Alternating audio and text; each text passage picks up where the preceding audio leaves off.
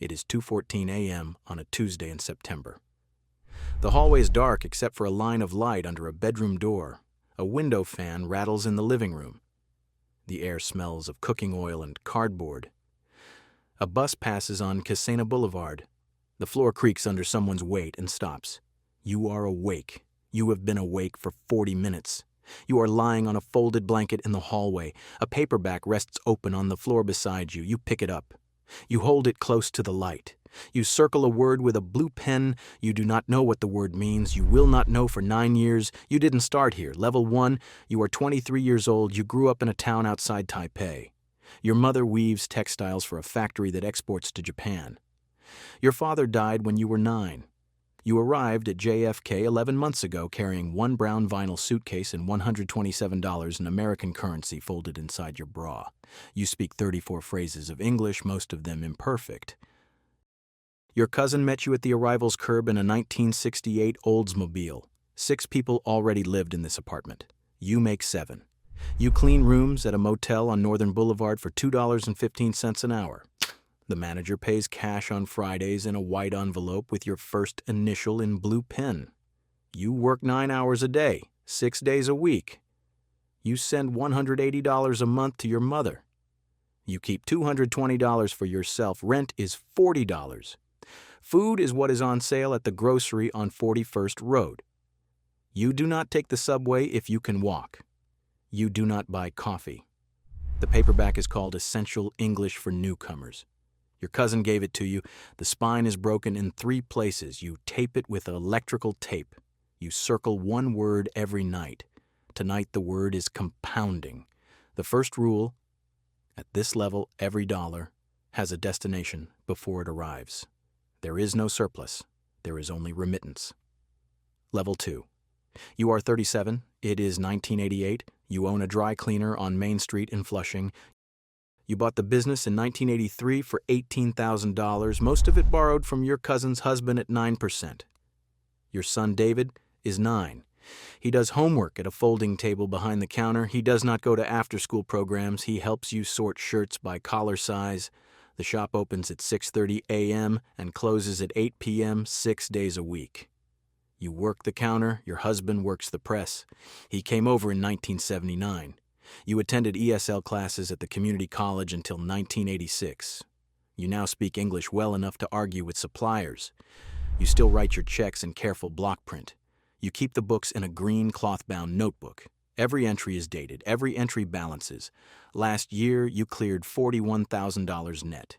You put $8,000 in a savings account at Chase, earning 5.25%. You put $3,000 into a passbook account at the same bank with David's name on it. The passbook has his name stamped in gold letters. You write his name on every deposit slip. His 5th grade teacher tells you at parent conference that David tests in the 99th percentile for math. You do not know what percentile means. You write it down on the back of a receipt to look up later. Level 3.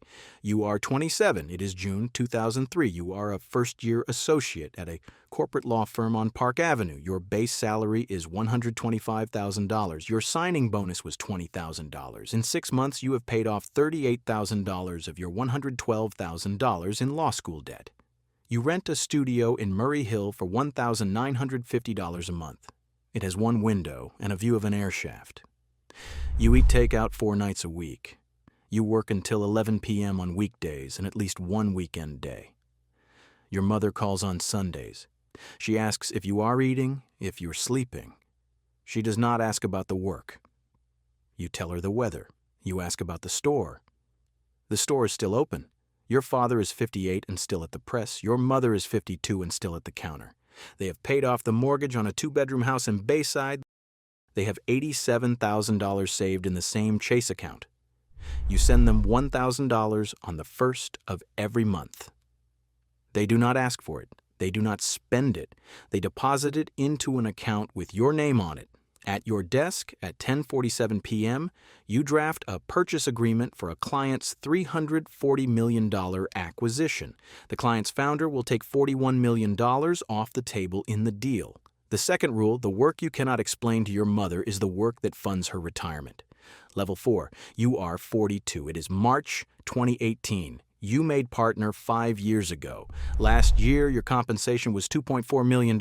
You have 2 children, a daughter of 8 and a son of 5. Your wife runs a design practice from the 3rd floor of your townhouse. You bought the townhouse in 2015 for $4.8 million. It is in Park Slope. 4 bedrooms, a walkout garden, a kitchen renovated by an architect. You opened a 529 plan for each child. The daughter's balance is $182,000. The son's is $114,000. Both are in age-based allocations at Vanguard. You have funded each to the federal gift tax exclusion every year since their births. You have also funded a revocable trust. Your state attorney drafted it at a firm on 52nd Street. The trust holds $3.6 million in index funds. It will pass to the children at 30 with distributions beginning at 22. Your mother is 67. She sold the dry cleaner in 2014 for $140,000.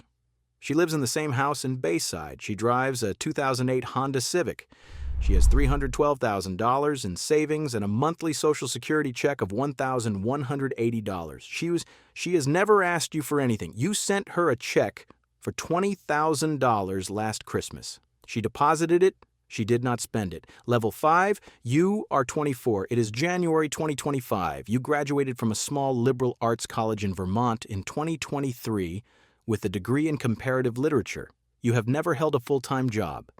Your trust distributed its first tranche on your 22nd birthday. Your brokerage account holds $1.48 million. The trust behind it holds $6.2 million. It was seeded by your father over a decade ago and has compounded steadily since. You live in a 1-bedroom apartment in the West Village.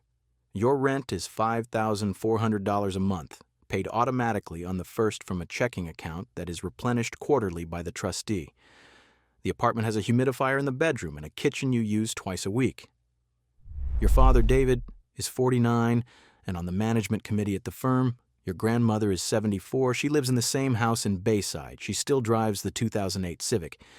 It has 84,000 miles on it. It has never crossed a state line. You see her most Sundays. She makes dumplings by hand. She asks if you are eating. She does not ask about the work. There is no work. You tell her about a book you are reading. She nods. She does not ask what it is about. On her bookshelf, behind a photograph of your father at his law school graduation, sits a paperback. The cover reads, Essential English for Newcomers. The spine is taped with electrical tape. You have never opened it. The 3rd rule, the principal is the compound interest of someone else's hours. You do not have to remember whose. It is 2:14 a.m. on a Tuesday in September. In a different apartment on Kissena Boulevard, the hallway is dark except for a line of light under a bedroom door. A window fan rattles. The air smells of cooking oil. A bus passes. The floor creaks and stops. A young woman is awake.